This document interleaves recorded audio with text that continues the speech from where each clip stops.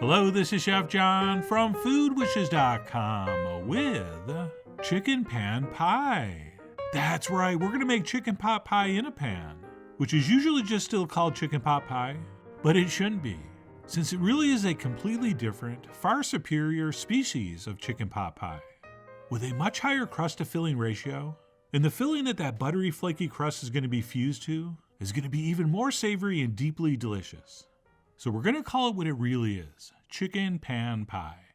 And to get started, what we'll do is melt some butter over medium-high heat, into which we will toss our diced onion, and of course a nice big pinch of salt. And what we'll do is cook these onions stirring for a couple minutes, or until the edges begin to brown, and the pieces start to soften and turn translucent. And yes, in case you're wondering, that is a lot of butter. Right? We don't need that much just to saute onions, but we do need that much to make a roux, which we will be doing momentarily. And then what we'll do once our onions are looking a little something like this is go ahead and transfer in our chunks of chicken, which ideally are about 1 to 1.5 inch pieces of boneless, skinless chicken thigh. And what we'll do is stir that chicken into these buttery onions, although it's really more like oniony butter. But anyway, we'll cook this stirring for a couple minutes until that chicken mostly loses its pink raw appearance. And we're not really trying to or needing to brown it. We're mostly just infusing that butter with this chickeny goodness. So just a few minutes should be fine. And then once we decide that's looking good, we'll go ahead and sprinkle over and stir in our flour, which of course is going to combine with that butter and rendered chicken fat to form a starchy paste that in the business we refer to as a roux, R-O-U-X. And all we have to do here is cook this stirring for a couple minutes, just to take that pasty raw edge off the flour. And don't be alarmed if that stuff starts sticking to the bottom of the pan. Not only is that not a bad thing, that's a good thing. And that stuff will be released or deglazed, if you want to use the technical term, when we pour in our liquid, which is the next step.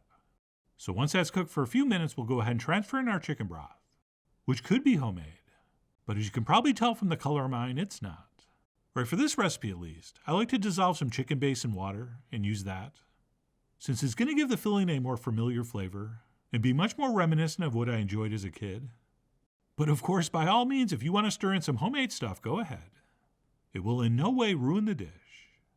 And then once our broth is in, we'll go ahead and bring this up to a simmer while stirring, still on medium-high heat.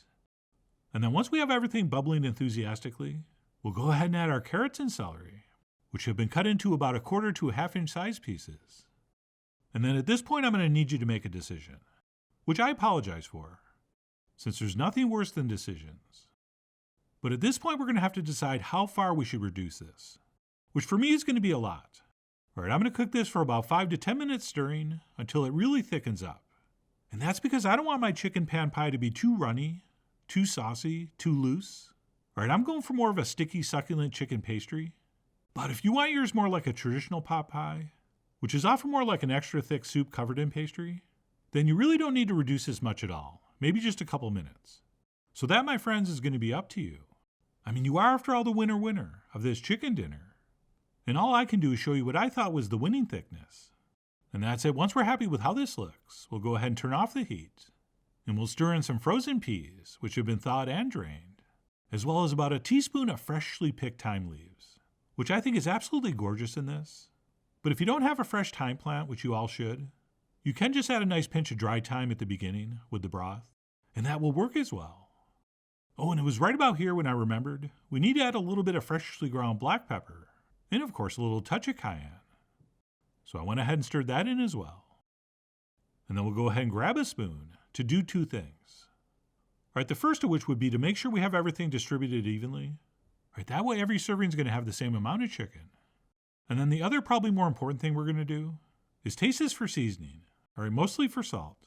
And if you use a chicken base like I did, it should be fine. But either way, give it a check. And if it's tasting good, we can just set that aside and move on to prep our crust.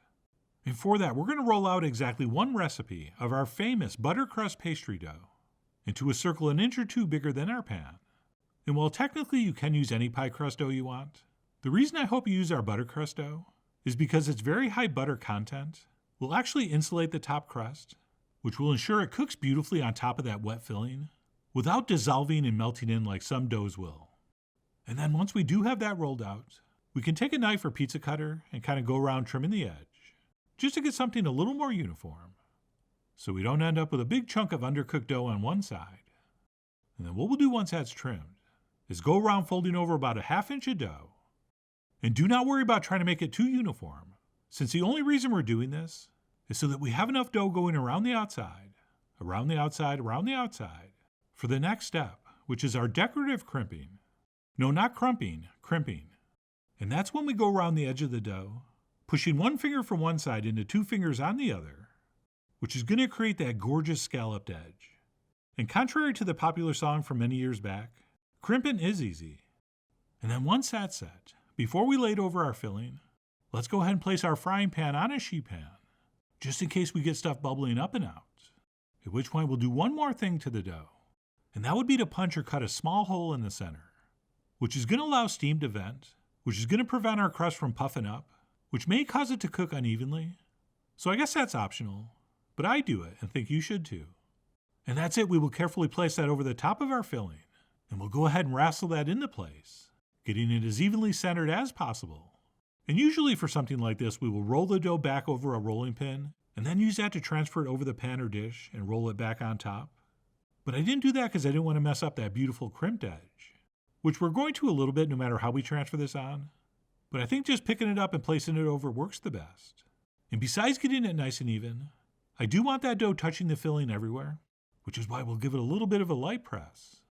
And then before we bake this, I do like to brush the top with an egg wash, which is just an egg beaten with a couple teaspoons of water.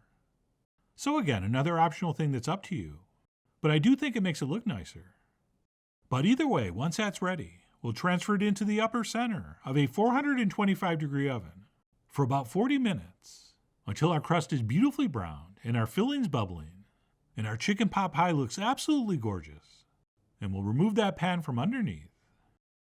And of course, anytime we take something out of the oven that has a handle, we will always, every time, leave a towel on top of it.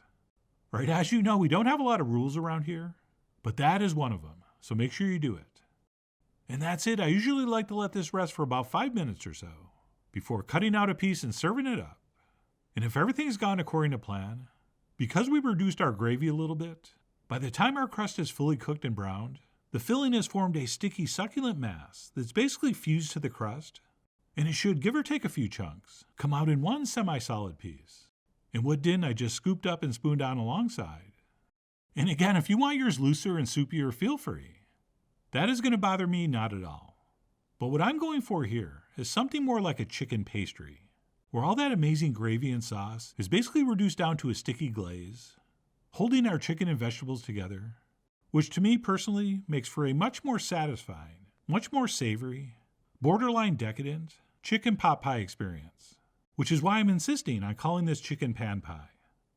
Although I will probably still put pot pie in parentheses, so as not to anger the search engine gods. And above and beyond a richer, thicker filling, the thing I really like so much about this is that pastry crust on top is actually two different pastries.